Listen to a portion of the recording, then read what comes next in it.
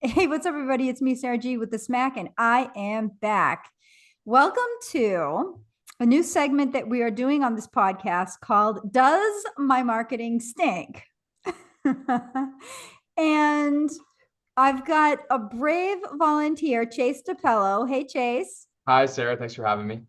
And we're going to be going over his marketing, and I'm going to knock it down and tell him if it stinks or not. So, if anybody else wants to be on this is going to be like a free analysis of all your marketing. I'm going to give them recommendations about how to improve it. And I want everybody to just listen closely because the mistakes and the good things that he's doing are probably in common with a lot of you. I rarely see an advisor making a mistake that somebody else is not doing. So everybody listen up. And if you're watching on the video, if you're not watching on the video, you should watch it because we're going to go over his LinkedIn, etc. So Chase, first, just tell me, what kind of an advisor are you? How long have you been in business? Tell me about Yeah, you. yeah, I'll give you the rundown. So I am a fee-based financial advisor out in Westlake Village, California. I've been doing it for about 7 years, but three officially licensed and with my own practice. Joined a senior advisor who's been doing a lot longer than me, and so I'm kind of phasing into his book as well as bringing on my own clients. At least that's the goal. So yeah, that's a little bit about us. We have a firm here that's manages just over 2.5 billion, of which we're responsible for probably 345 million of that. Each advisor kind of runs their own book separately, but we're all under the same branch, and we clear through Wells Fargo. So I'm officially a part of the Finet practice on the private side, but that's our custodian. Chase, who are you targeting in your marketing? Yeah, primarily younger individuals and folks in entertainment. So those are my two niches that I'm trying to capture. Um, a lot of people say the first one isn't as lucrative or viable as a lot of other niches, but I'm trying to break through that barrier and make it accessible for those that are just starting out in their career that are becoming successful. So. Okay. So that would actually be the first thing that I would say about marketing. And this is where I think everybody could do better. But I think Mhm. most advisors could do much better with this. There are hundreds of thousands of financial advisors out there.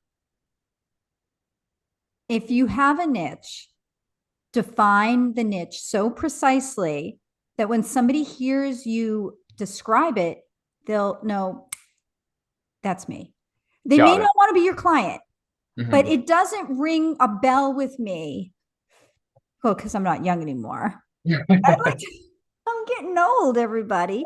Anyways, I think that just saying young people is going to be tough because it almost sounds like, well, I'm eliminating people over a certain age and I'm trying to sound like I appeal to maybe my peers, but it's ambiguous. And so it doesn't really speak, not that I'm young anymore, like I said, but it doesn't really speak to what, like, why Yeah. you, how is that useful for the client to know? All right. And then the same with entertainment professionals. Like, what does that mean? Entertainment professionals? Is it budding actresses or actors that haven't gotten their first gig but are going to auditions and getting dinged right and left? Is that people that are, is that actors or musicians that are signing record deals? Is that just entertainment executives? Like, is that somebody who works like at CNN? You know what I'm saying? Like, what is Yeah. entertainment exactly? Are there any specific companies? You could super flesh out this niche way better. And the more you do this, the more it could be killer. Like, I've seen people become absolute murderers, like absolute, like machine gun murderers. Okay, fleshing out these niches. I just had Dave Wealthy of Avior Advisors on here. I had one guy that was a tattoo artist, financial advisor.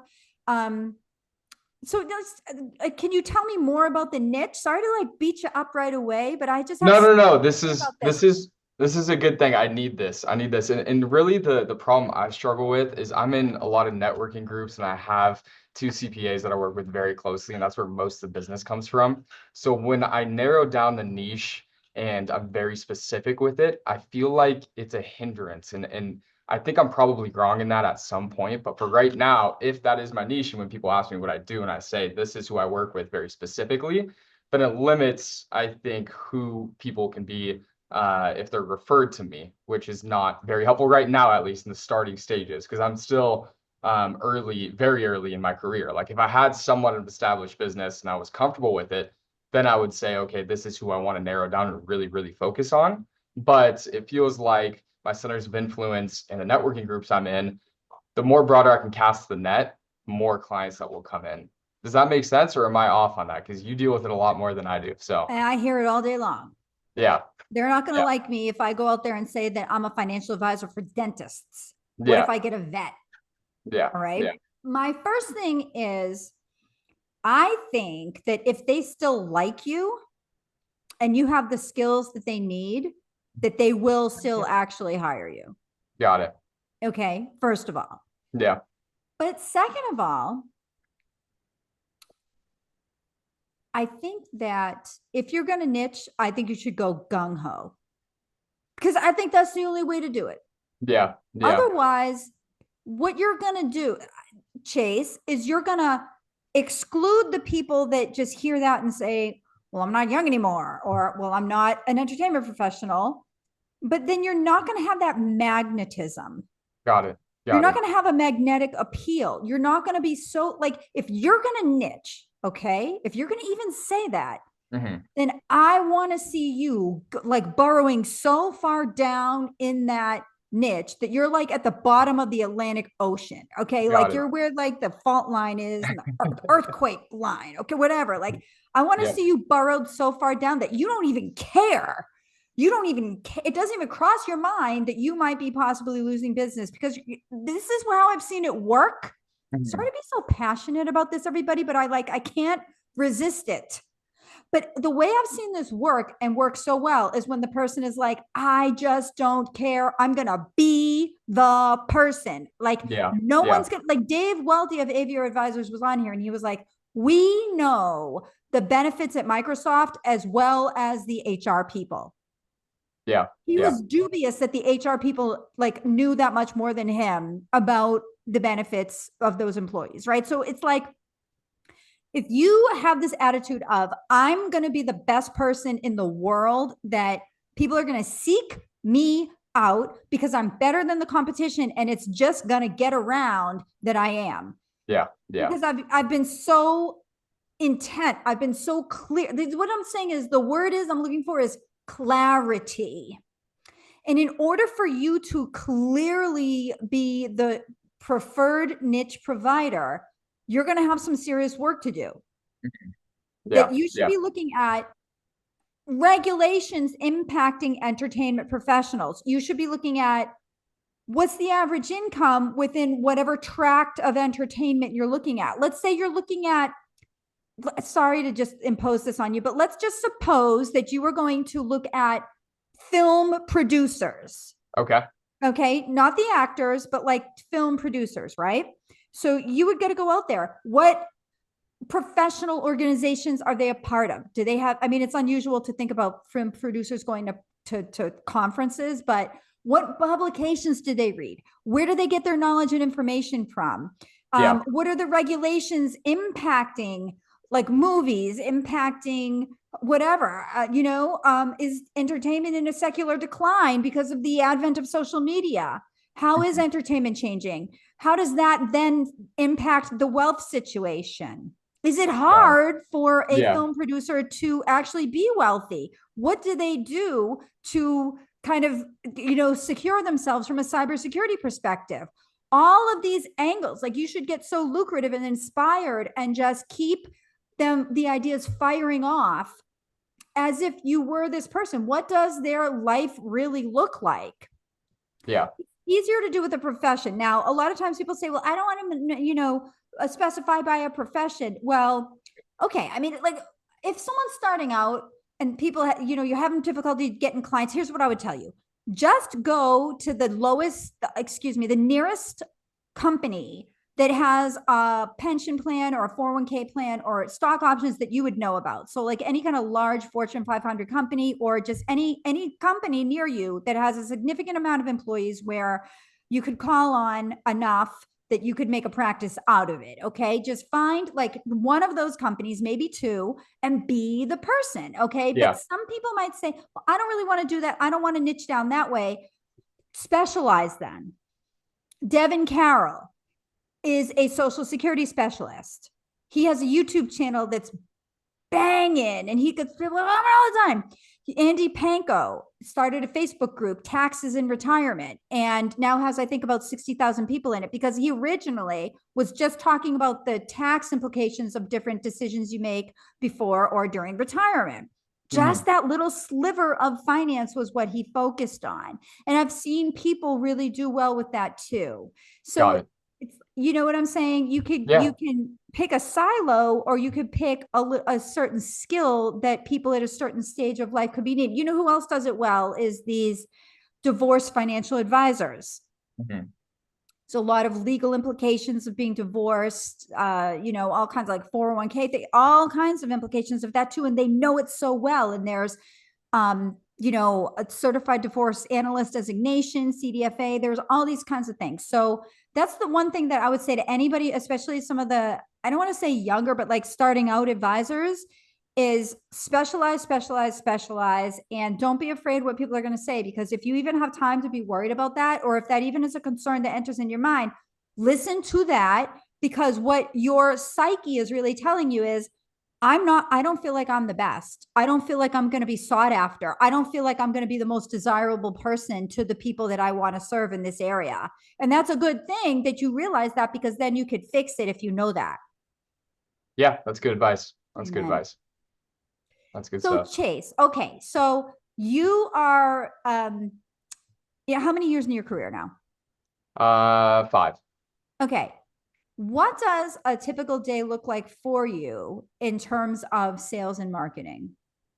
Yeah, just in terms of sales and marketing, I usually come in, get my admin stuff out of the way, and then I'll go through kind of like a LinkedIn checklist of where I'll like a certain amount of posts, I'll connect with a certain amount of people, and then follow up on my latest connections or people who have accepted it.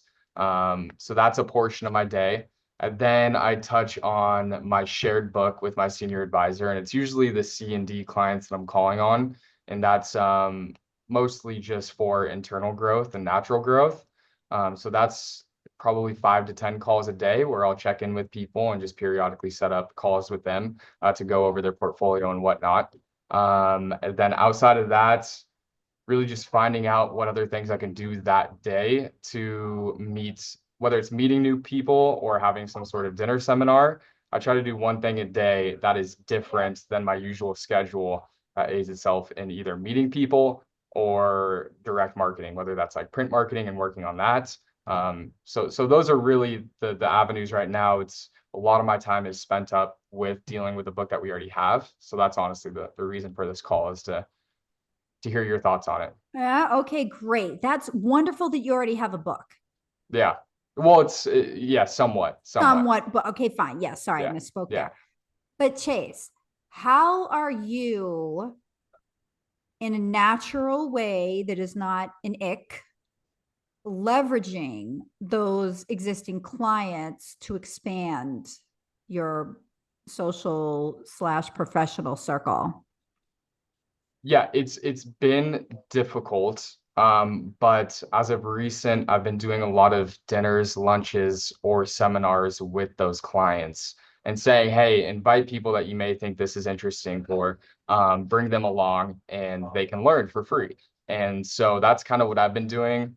Besides just asking them straight up, because a lot of these clients prefer that. If I'm just like, hey, do you know anyone that may need our assistance? We're growing. Steven hired me on, that's my partner, to grow the practice. Do you know anyone that may need our help? So just being direct with them, but it's been a little difficult to get traction on it because a lot of people just don't want to deal with it. Yeah, okay. When you have these seminars and these dinners, how many people go to these dinners?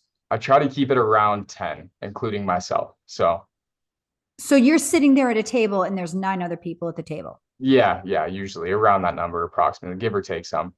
Has that yielded clients? Um, a few, but it's been a lot more work than it has been probably a good turnout. So, but yeah, Okay. it's still working to some degree, so I keep doing it. But it is a lot of work with compliance and whatnot, and to get to people there. And after you go through your book, there's not really a place to restart again. I mean, you can essentially keep contacting those clients that you had a lunch with like 6 months ago, but you know what I mean? Once it's saturated, it's like, okay, what this client's not going to want to show up unless I'm bringing something new. Yeah, I hear you on that. 100, yes. And that's where we really got to get creative and we really got to leverage. I feel like that is the point at which it's so critical when you hit that point of I've been through my immediate circle, I've been through my client base.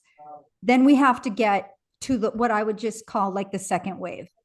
Is Mhm. okay, and that's what I'm going to talk about in terms of this dinner seminar. I'm going to start thinking about, well, how can I use my relationship with this client to open doors for me that might not directly lead to another person on the other side of the door, but might just create a land of opportunity for me. Yeah, yeah. Okay, Chase, and let's talk about that for a minute. So Okay. you have these dinner seminars. What is the follow up? Like, how, what is the follow up process with these people after you have the seminars?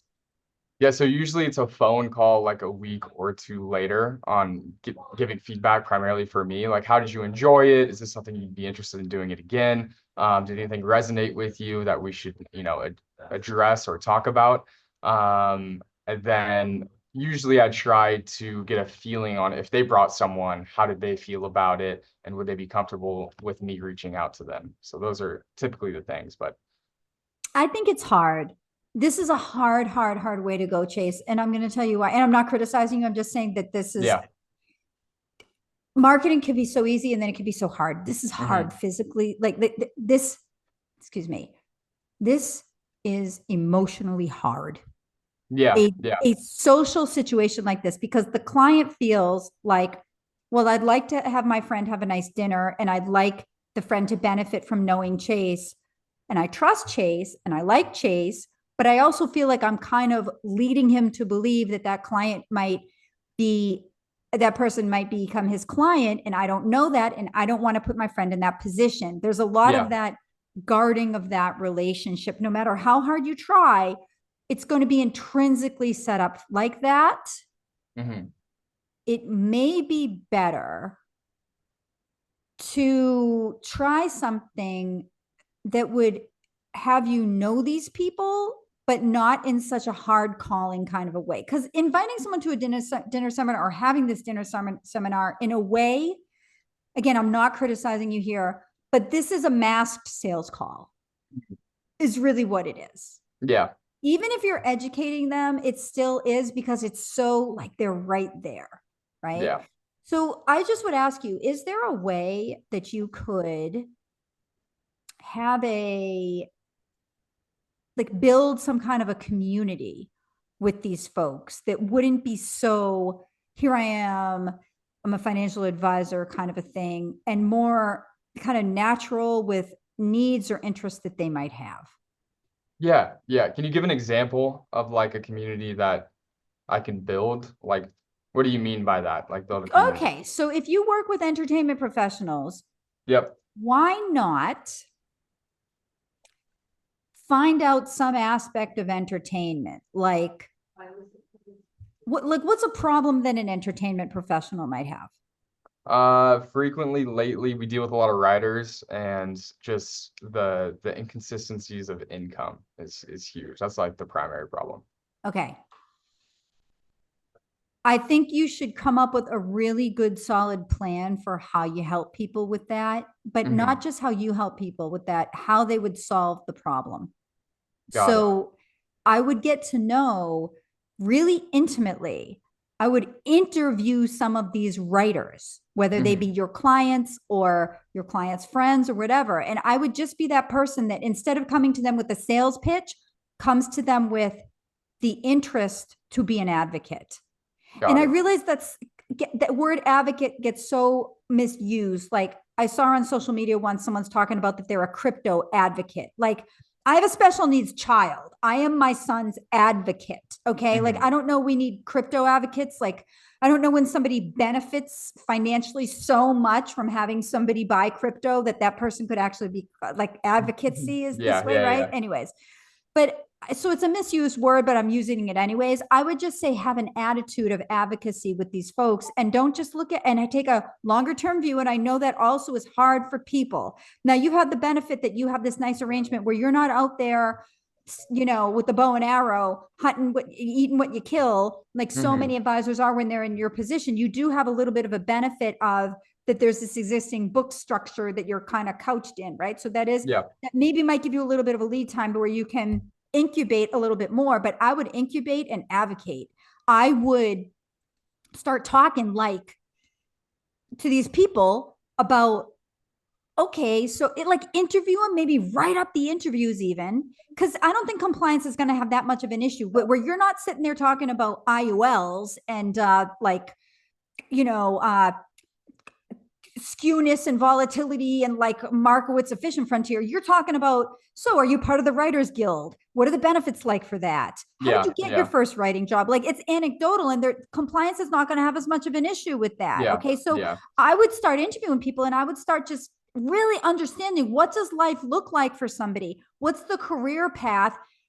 When it is so rocky, what were some things that you did to make it better from a business standpoint? Like, is there some website that these writers go on? Is there a Facebook group where they could meet a lot of other writers? How do they get gigs? If you could be the conduit, Chase, if you could be the person that these writers come to and they find that out, then I think it would take away that crutch of I have to go have the dinner seminar and have my clients there and everybody's kind of stiff faced and whoa, what if they're just going to call me after, right? It takes that away. Yeah, But, yeah, but no, that makes sense. okay, but you're using that client relationship to open the door to a second land, so to Hmm. speak. Okay, like we're going into a new place, but the client's kind of coming with you. And even the prospects might be coming with you because they're excited for that journey because you've said to them, I will walk alongside you. And while you, Mr. and Mrs. Writer, are focused on the 3 steps ahead of you, I can see a broader view, including 30 years from now when you're looking to retire. Yeah, Because yeah, I talk to a lot of people like you, and I'm walking beside you and watching you, but I'm watching these other people too. And that vision, Mr. and Mrs. Writer, is what I can bring to you.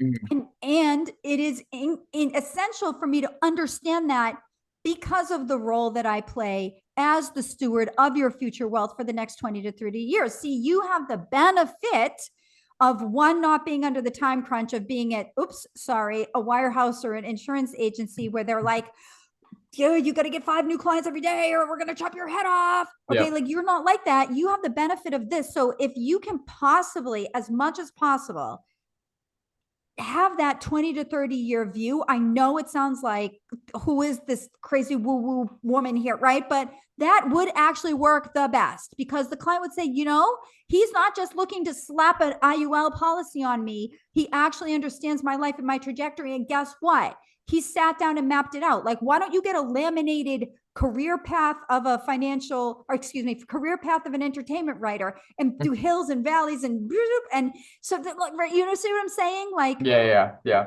why don't you be that expert and have all kinds of guides and downloads that when they're in that phase, like I don't know, you want the person that's completely like straight up broke with $250,000 of student debt Yeah.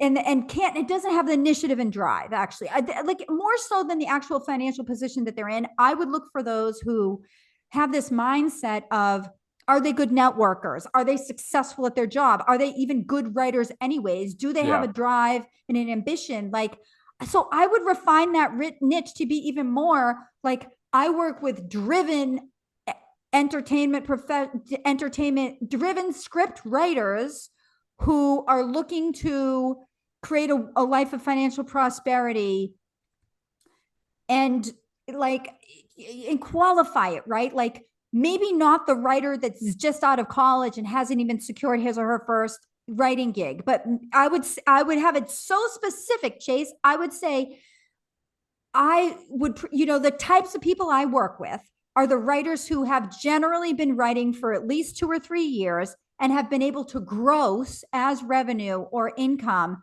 at least $50 to $60,000 just as writers, and who have somewhat of a semblance of a secure book or are getting it there. Like, you see how I'm writing it out a little bit for them Yeah, so that, yeah. Making it very specific. No, it makes sense. It makes sense. because if And I'm you don't that think that person, detracts from the other parts of my marketing? Like, you don't think that stirs people away? stirs what people away? Like just the average person who's a business owner that's local, that's not a writer, that's maybe looking for financial advice. Well, if they are going to not see value in you, then they will be stirred away. They will absolutely be steered away by this. Yes, but Yeah. that could have been anything. They could have been shunning you because they don't like where your office is. It's too far away, Yeah. or Yeah. they you used to have an earring and they can tell whatever. Like, Hmm. there's so many. Like, I'm talking to this guy the other day, and he's like, I have this special proprietary trading thing and I don't want to market it because I don't want people to find out about it. And I'm like, okay, so like, I feel like that's kind of an excuse in a way. Like, Yeah. the excuses we make, right? That seems Yeah. so valid. But I said to the guy, I'm like, bro, okay. So you think the Goldman PhDs haven't figured this out by now? They have. The reason Yeah. Goldman hasn't pursued it is because for some reason it's not profitable. So you Yeah. go make it profitable, because eventually, this is the thing about it, eventually something is going to happen where someone gets onto this. And wouldn't you rather be already established in the space, having had thousands of clients benefit from it? As you're in a better position to defend, rather than having it just be some measly looking little thing that hasn't even Hmm. been marketed yet. Yeah. I don't want to Yeah. market it. I don't want everybody to know, right? Or, but it's the same kind of a thing where it's like, okay, if that person is that finds you that unappealing because of that, what's gonna happen when you just charged them $5,000 for a financial plan, and then the market tanked and it's like not meeting the expectations of the financial plan, and now they're questioning this or that, and there's a little bit of contempt, right? There's a little bit of Yeah. contention. Like, it's like we got to be ready to battle for the value and battle and fight, and be ready to command that with people Hmm. no matter what. Because I could see it one thing if you're working with business owners and the person is like a C-level executive at Raytheon, right? Hmm. Well, that's a different set of skills. But if you're talking to a business owner about who owns like doggy daycare, right? And then they're saying, I don't want to work with you because you only work with entertainment writers, then you're not doing a good enough job with what's a SEP IRA. Yeah. How do I do my quarterly tax payments? Hmm.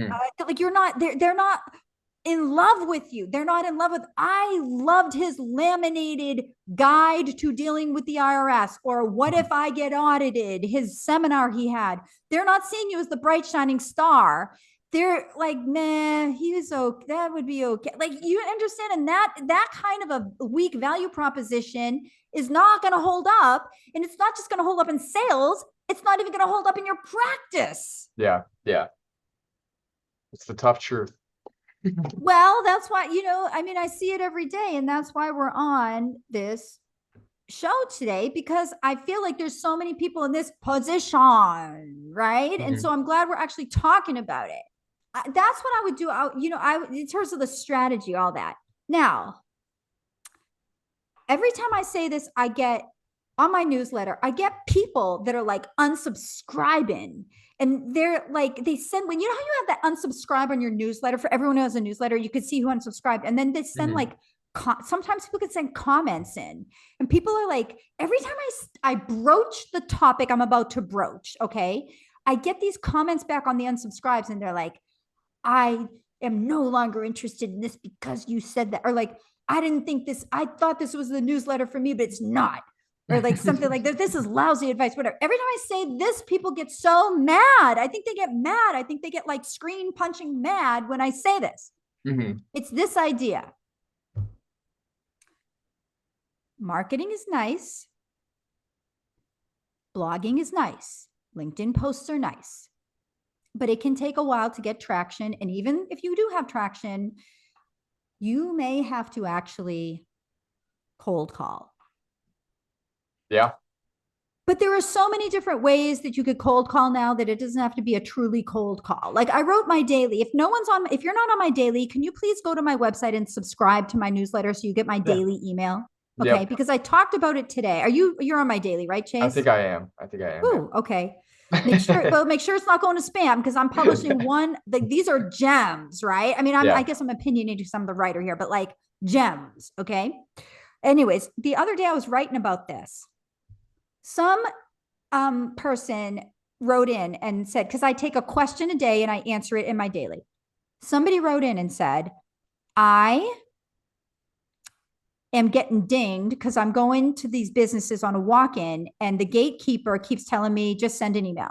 Mm-hmm. And I'm like, okay, you're getting blown off. And then I said, well, what are you doing beforehand to research? He says, nothing. I said, okay, go to LinkedIn, find the person who owns that business, connect with them on LinkedIn. If they're not on LinkedIn, go to Facebook and just connect with them and say something like, you and I are both local to the area. I've heard about your business and I thought it would be good to connect here because you might find my business finance postings to be of use.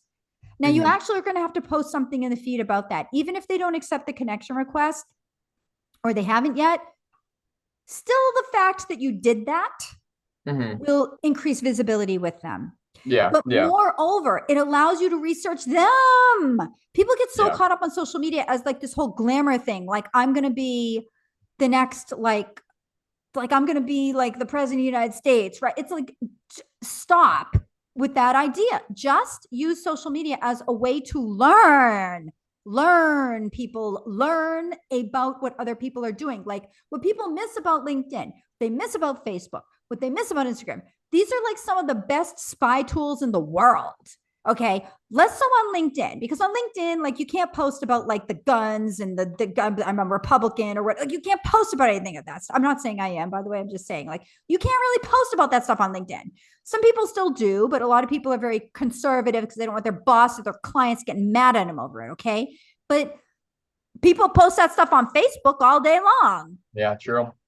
You'd be surprised. Like my son, my son has autism and ADHD. He had a therapist. He has a therapist, right? Because we're getting him help. By the way, it's really working well, thanks be to God. We're seeing some definite behavioral improvements. But the first therapist we had, I went and I looked her up on Instagram and I see her in like a bikini and she's like rapping. And it's not that I have anything against rap music. I mean, trust me, right? I live here in New York City for 25 years, but I see her, Chase, on Instagram and she's rapping it, but she's cuss rapping, like, and she's like, and F these, and I'm like, whoa, sis, whoa. So I'm emailing her boss, right? But I'm like, you're a professional therapist for children, and Yeah. okay, Yeah. and on her like professional thing, it's like, oh, I did the I was the clinical supervisor or this or that, and then like on her Instagram, she's saying F this, F that. So this is what I mean. Like you'd be so surprised, or even if you Google these business owners, you'd be so surprised at how much people really do have out there on the internet Yeah. Yeah.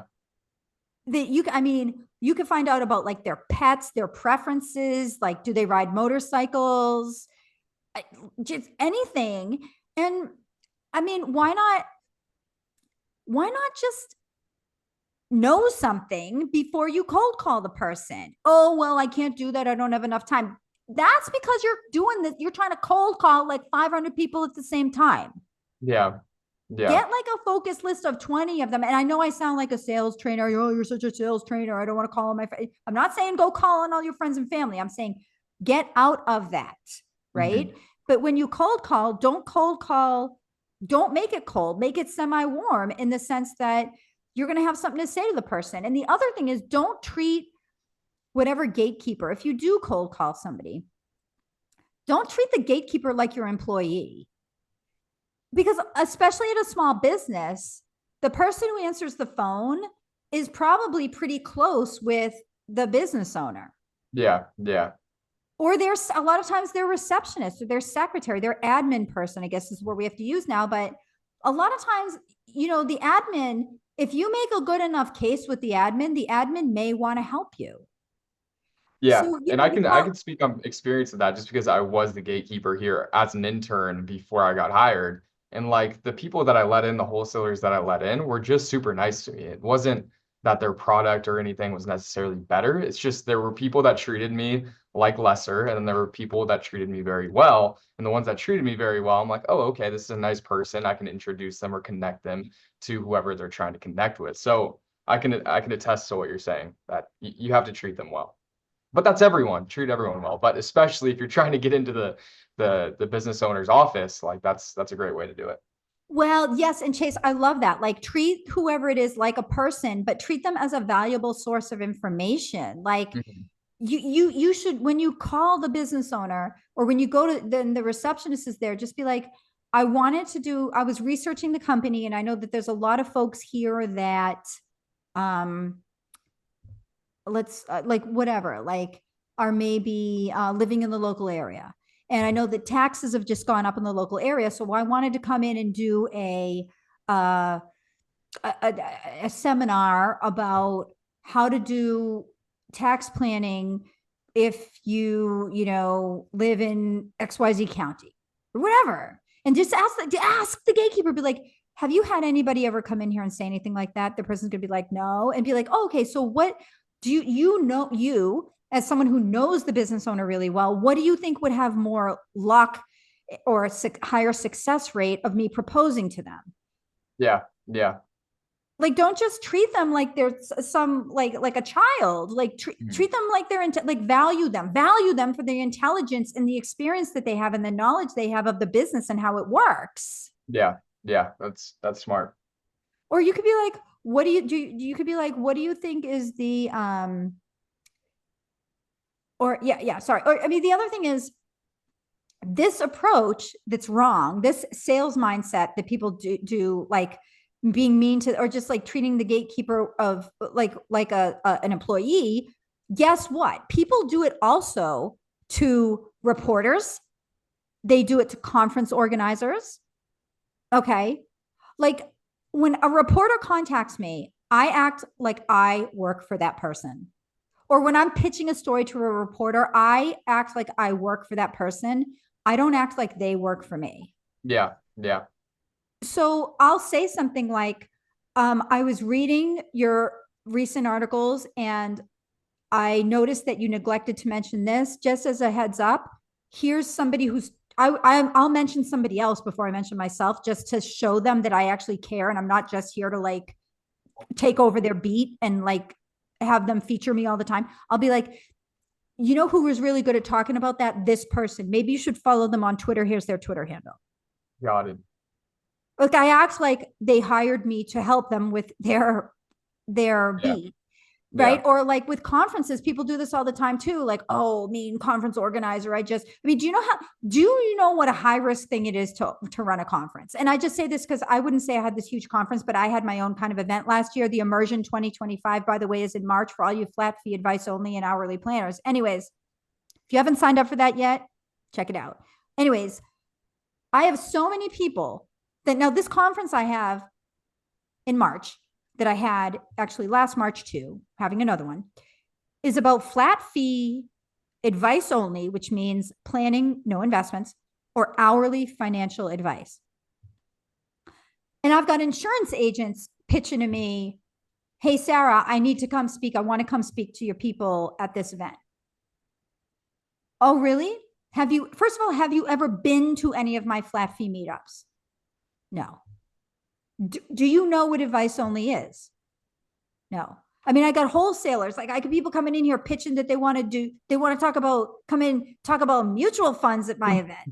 And do you realize like these people, a lot, like half the conference shuns Yeah, mutual funds. yeah. Okay. You see what I'm saying? So it's like look at it from my point of view. If I put you up there and my people are checking their phone, and I mean, people pay to go to this event and they're going to I'm not going to get anybody to come next year. And I'm going to feel weird about it because these are people that I feel a personal sense of accountability to, that they're going to come all the way out to Kansas City and get on planes and this and that. Like conference is a big thing. So it's like, That's why so many conferences are invite only. They're going to invite you to be the speaker. A lot of times they won't take the risk to take external speakers because they don't want people coming in there and having their own motives be what drives the talk. Yeah. Yeah. And see, that's exactly what I'm saying is whatever you do, like whenever you chase, when you call it, like maybe you want to go be in the press or you want to go speak at a conference, whatever, like have that same attitude of just being humble and look at it like they're your client and you're Hmm. trying to increase their business success with these gatekeepers. Yeah. So No, that's it a kind makes of a sense. long, yeah. So we've gone off on that tangent, but what are you doing in terms of cold outreach to get more names into the pipeline? See, now I do sound like a sales trainer, but I'm sorry, but like I said, marketing and blogs are nice, but you have to have a list. And if you don't have enough people on that list from your blog or from your LinkedIn, then you're going to have to go grab them down. So what are you doing to do that? Yeah, lately I've been doing mass mailings, which have not been beneficial so far, but we also don't have enough out there to see if it's actually going to be helpful for us. But outside of that, cold calling where I can. Wells Fargo, our back office is pretty strict on it, so we have to like screen all these calls. And if I get, say, a list of 100 people, like usually only 20 of them will be eligible for me to call on, and I don't think that's exclusive to Wells, but it does make it more difficult. So when I am free and I have time to fill in the gaps, then I will cold call. But usually it's not warm. I'm just getting a list from, say, a different provider that knows of small businesses in the area. Then I try to create whatever my sales pitch is to that very specific niche. But it's usually not often that I do something like that. So lately it's been the mailers that I've been sending out and some cold calling. Okay. So these mailers, if you're not getting responses and leads from the mailers, stop the mailers. They're Got it. expensive. And you also don't have a tracking mechanism. Yeah, yeah. If I send out an email newsletter, I can see who read it, who clicked on it, and then I can pay more attention to those people because they Hmm. might know somebody that they're reading it for that I could, they want to put me, whatever, right? Hmm. Or that person themselves might be a lead. But can you do something like that? Can you get an email newsletter together that will be personalized and useful to these, like, let's say these script writers? Yeah, yeah, I can. And how often would you say to send something like that out? Once a month. Once a month? Okay. And I would tailor it to them just like I do with my Sarah's Daily on Sarah's Daily newsletter, which, by the way, if y'all are not subscribed to it, please. Okay. I'm telling you, it's like, I mean, I feel strongly about this. Has helped so many people. I get so many comments every day. That's the indication. If people comment back, Hmm. I get so many emails every day from people that are like, this was really helpful. And here's the reason I make it that way, because I go to people, everybody I talk to on LinkedIn. One of my questions is, I have this newsletter where I answer a question a day from financial advisors. Is there anything stumping you that I could write about? And I'm so grateful for the gifts I've been given because people give me the questions and then I write about it. And then it's relevant to so many more people because it's from the horse's mouth. It's from the person who is going through this life experience of being a financial advisor. I'm not just divining things or making them up for the purposes of me selling something. I'm Hmm. actually serving them with the context. It's a question that they have on their mind, but I'm not them. So I don't know. Okay. And I would just do that same thing. I would go, Chase, I would just get 20 writers on LinkedIn, cold call the writers through LinkedIn or Hmm. cold call the business owners through LinkedIn. What's the name of the town that can you tell me what it is on my Yeah, blog? Westlake Village. Okay, yeah, sorry, you actually already said that. Okay, Westlake Village. So Westlake Village, just reach out to 10 business owners and just say, hey, look, I'm a financial advisor. I help people with retirement, but I have knowledge of I have knowledge of how financial instruments work that are maybe Hmm. not even related to my field. Throw the deal out the window. Okay. It may end up bouncing back or it may not, but either way, you got to throw it out the window. You got to detach a little bit. People call it paying forward. Hmm. You got to be able to take the deal away for a minute so that you can connect with the person and you're not being manipulative, because if they end up just being a great source of information about Westlake Village business owners, that is Mhm. a gain to your practice. That is an asset and a jewel that you should keep in your circle. Yeah. Okay. Because if you do a good job with that relationship, they may never become a client, but they may just tell you how to serve people like them really well. They may give you the keys to the castle. They may tell you where all the writers hang out, or where all the Westlake Village people, but Westlake Village business owners who they follow on social media, or who the accountant is that they all work with, Mhm. or who with the Chamber of Commerce is the person that is knows everybody, or that refers to financial advisors. They may give you that information and knowledge. But I would get 10 of those people. I would look them up.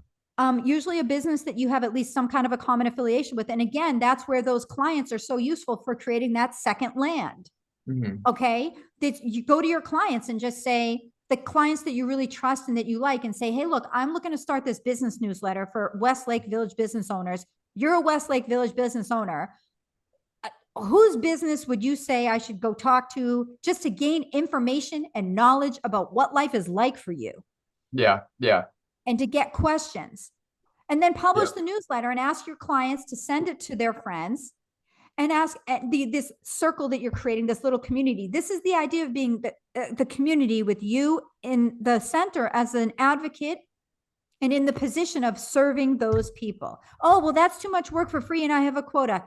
Okay, if you can't be of a long-term mindset, then you will just quite simply have to buy leads from Smart Asset or cold call and get rejected over and over again, because people are going to see the writing on the wall that your interests come first. If being Yeah. on a short-term quota like that means your interests are going to have to come first, well, then guess what? It's going to be a hard little life for you. Okay. Yeah. It Yeah. just is. And I'm not shaming anybody. I'm just saying, well, how did you end up in that position? You didn't know you were going to be a financial advisor that needed to create a book of business. Maybe it's the company that you're in. You may have to bid them adieu. Okay. Mhm. I mean, people do it all the time. If you don't have that much of an established book yet, then how much ACATing are you really going to have to be doing anyways? Yeah. Okay. Yeah. It's true. So yeah, that's what I would do. I would create a little community and serve that community with a digitized newsletter where that you can track who is reading it. And Mhm. I would use LinkedIn. I would cold call to, I would set I don't want to use the word quota, but hey, I would set a quota of 5 meaningful reach outs a day, and not just reach out to try to get a meeting. I had this conversation. I did this in my own business.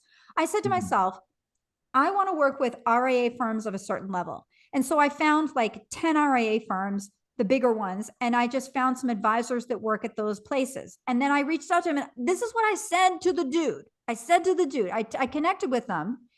And I didn't say anything about come to my webinar, subscribe to my newsletter, nada. And I just said to the guy, I said, I was just sincerely curious what it's like to work at the company you work at, because I keep seeing them in the news. And he's like, oh, at first he's standoffish. You should have seen the sequence. And again, I wasn't even trying to get a deal out of the dude, but listen what happened. At first he's standoffish. Oh yeah, it's a good company with great management. I said, okay, well, what do you feel are the aspects of working at the company that make it easier for you to serve your clients? Well, we had this merger and the product became more, and now he's talking more, right? Because I'm Mhm. asking good questions. Because I'm like, sincerely, I'm trying to understand, do I even want this firm to be my client, anyways? And I'm just like focused. I'm looking in one direction. And he says to me in the middle of the conversation, the guy says, actually, are you a marketing consultant? Because I think I saw that on your profile.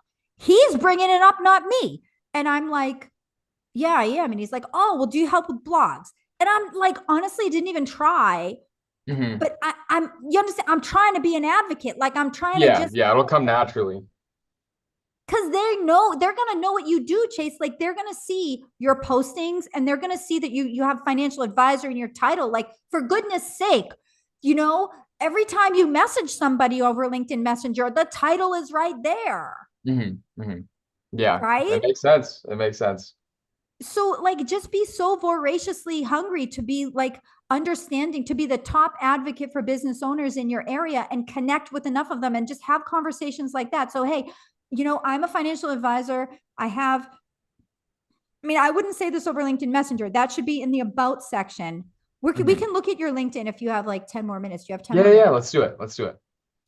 So this is okay. The about section, this is what people are going to refer to when you're having these daily conversations, the LinkedIn cold call, right? They're going to refer back. Now, this is okay, but I do feel like there's a little bit too much of your shoulders and torso area, Chase. Okay, I do feel like it should be slightly more focused on your face because that builds trust when I can see your eyes and your like face a little bit more. got it. Westlake Private Wealth Management is, what does that mean to me? Like you're looking like every other financial advisor on here. Like, and I'm not saying to be unprofessional, but it doesn't really help me understand what you do for me. And if I'm a business owner, I'm going to be like, oh, he's going to try to sell me some key man insurance or something. Got it. Got it. Okay. Like, what do I have enough money to work with a private wealth management firm? Like, these are all the kinds of questions that these people are going to be asking. So Hmm. I would say, how about a picture of you maybe at a business owners networking forum or speaking on a panel about business, uh, about small business, Got it. or like a slogan in the background here that says something like serving, helping to create financially stable practices for the purpose, like something like helping business owners to accumulate wealth in their businesses and for their retirement. Yeah. Like, give me a clue. And financial advisor at Westlake Private Wealth Management. Again, what I would like better. I help business owners uh, navigate an unstable income and wealth landscape using financial strategies that put their interests first. Got it. Okay. Hmm. Your contact info. Good. You're making it easy. I mean, I see the purpose of LinkedIn is for you to be contacted. I understand you're probably going to get contacted by vendors. I have like what, 14,000 people following me. I rarely get called on by vendors because I have a active relationship with my targets. Like, Hmm. I'm not, if you're on LinkedIn and you're not doing much activity to attract people that are not going to be pitching you, then what you're going to get is people pitching you all the time. So people who say like, oh, I just get spam messages on LinkedIn, your LinkedIn stinks. If that's true, okay. I mean, yes, people who are more visible do get more solicitations, but you should have so much going on your page that your posting should be awesome and your page, and you should have such a community built up around you that the people who are actively engaging with your stuff and are coming to you for the reason of, I want to know him or her because they have answers that I need, not I want to know him or her because I want to pitch them on lead generation services Yeah. or on wholesale mutual you understand? Okay. Yep. So the birthday, I wouldn't put your birthday here because if it's for security reasons, I feel like that's too much of a compromise. I love that you have your phone number and your email. It drives me nuts when I see people who don't include sufficient information about how to be contacted or their address. Like someone's going to, they can find all that out on the internet. Why are you hiding your address? Just It making it doesn't make easy. any sense. Yep. Okay. You need some featured postings here, Chase.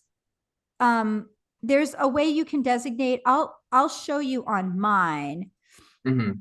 but there's a way that you can have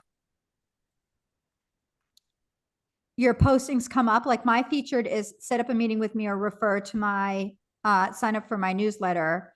But you can get postings here actually from your feed. Like if I wanted to pin some of these things here, I So do could you pin them. suggest I do a post, or do you suggest I do something like you did, which is like the newsletter and set up a meeting with me? I think that you should have one that's a call to action, like either subscribe to my newsletter or set up a meeting with me, and then two others that are actual postings. Okay. Okay. Um, about section. I'm gonna have to beat Uh-oh. you up here. This stinks. This about section. This No, I know. stinks, bro. Sorry, but like I it know. has to get better. It has to be what I, here on LinkedIn, I or something like I am a financial advisor for business owners, and I am using my LinkedIn as a forum for advocacy so that I can impart knowledge to such people to help them navigate the challenges of unstable income, increasingly scrutinizing regulations, unstable employees. Start posting about all of that. You might not have the knowledge.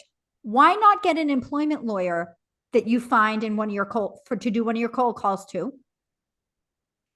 Get an employment lawyer. Post some of his or her postings onto your feed with thoughts.